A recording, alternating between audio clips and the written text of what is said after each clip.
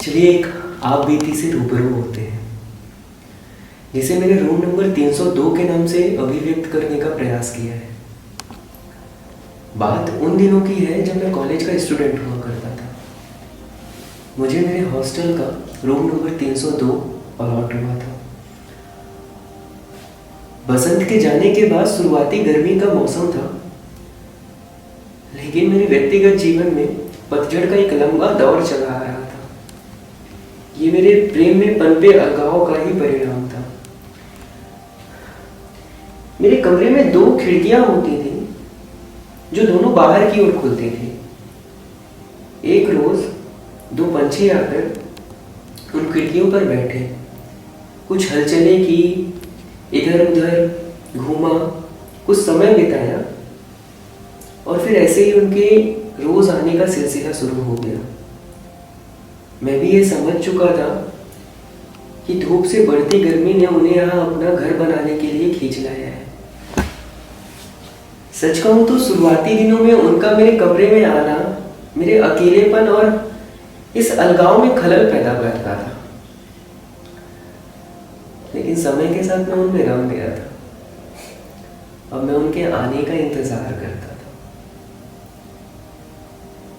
मैंने महसूस किया था कि उन दोनों पंछियों में बहुत प्रेम था, बहुत प्यार था, लगाव था। वे दोनों एक साथ रहना चाहते थे, एक घर बनाना चाहते थे, लेकिन कोशिशें हमेशा वो एक पंछी किया करता था। पूरे दिन घर से बाहर निकलकर इस तपती धूप में इधर उधर घूमता और बमुश्किल 2-4 सूखी घास और पत्तियां लाता और घोंसला बनाता। इसी बीच वो दूसरा पंछी कहीं उड़ जाता, खो जाता। देर अबेर वो घोंसला भी बनकर तैयार हो ही गया, लेकिन उस दूसरे पंछी का आना बंद हो गया। घोंसला बनाने वाला वो जो पक्षी था वो तो डेली आता, रोज आता, घोंसले में बैठता, कभी कमरे के अंदर तो कभी कमरे के बाहर इधर उधर घूमता, कुछ अलग तरह की आवाजें निकालता, मानो वो अपने साथी को पुकार रहा हो, उसकी खोज में हो, लेकिन वो कहीं नहीं मिलता।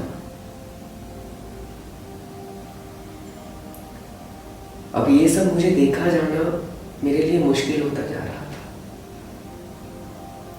शायद अब उसके और मेरे हालात एक हो चले थे, या प्रकृति का या मुझे कोई नया संदेशा था। ऐसे ही एक रोज एक भोर मेरी नींद टूटती है। मैं महसूस करता हूं कि उस घोंसले से किसी तरह की कोई हलचलें नहीं हो रही है, कोई हरकतें नहीं हो रही है, ना ही कोई खुसुर फुसुर की आवाज आ रही है।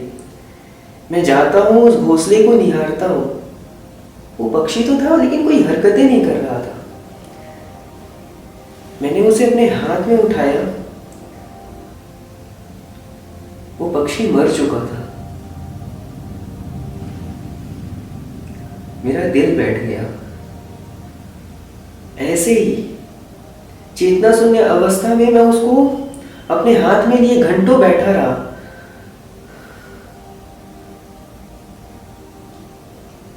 इस घटना ने मुझे इस कदर कठोर कर दिया था कि हर वो चीज जिससे कभी मुझे मोहब्बत हुआ करती थी, जिससे कभी मैं प्यार किया करता था, उन सबसे मानो नफरत सी हो गई थी।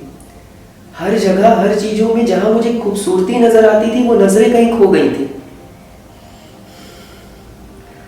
मैंने ये मान लिया कि इस दुनिया में चाहे पेड़ पौधे, पत्तियां, पशु पक्षी, कीट पतंगे, आकाश, धरती, हवाएं, मिट्टी, जानवर हो या मनुष्य, हर कोई प्रेम में पड़ता है और हर किसी को इस प्रेम का अलगाव झेलना ही पड़ता है। इस दुनिया में प्रेम का अंश मात्र भी शेष नहीं है। जब मैं उस अलगाव के एक लंबे दौर में था ना, तो मैंने अपने आप को कहीं कंजर्व कर लिया था, अपने आप को एक सिकोड़ लिया था, एक दायरे में बांध लिया था। दोस्ती यारी लोगों के साथ आना जाना, घूमना फिरना, गाना बजाना मानो बंद सा हो गया था। सिर्फ मैं था, मेरे काम थे और मेरी चिड़चिड़ाहट थी, और उपजे ऐसे ख्यालात जिनका वास्तविकता से कोई मेल जोल नहीं था। फिर प्रकृति कुछ ऐसा घटित करती है जैसे मानो मेरे इस कंक्लूजन को, इस निष्कर्ष को गलत साबित करना चाहती हो। एक समय के बाद जब मैंने खुद को दोबारा इस वातावरण, इस एटमॉस्फेयर और इस प्रकृति के हवाले किया, सौंप दिया, धीरे धीरे ही सही, वक्त के साथ मैंने ये महसूस किया कि मैं खुद में भी एक खूबसूरत इंसान हूं। मेरे आसपास कुछ ऐसे लोग हैं जो मेरी इस खूबसूरती को पहचानते हैं और मुझसे ठीक उसी तरह प्रेम करते हैं, ठीक उसी तरह मेरा साथ देना चाहते हैं या देते हैं जैसे कभी मैं उस इंसान से मांगा करता था, चाहा करता था।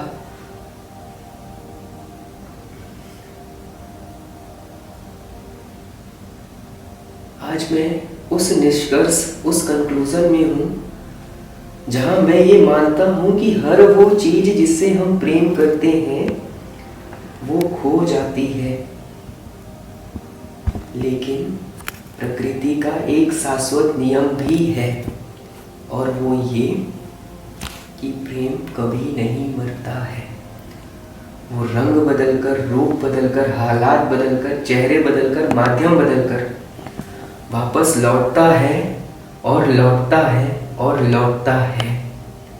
यही प्रकृति का अपना एक शाश्वत नियम है।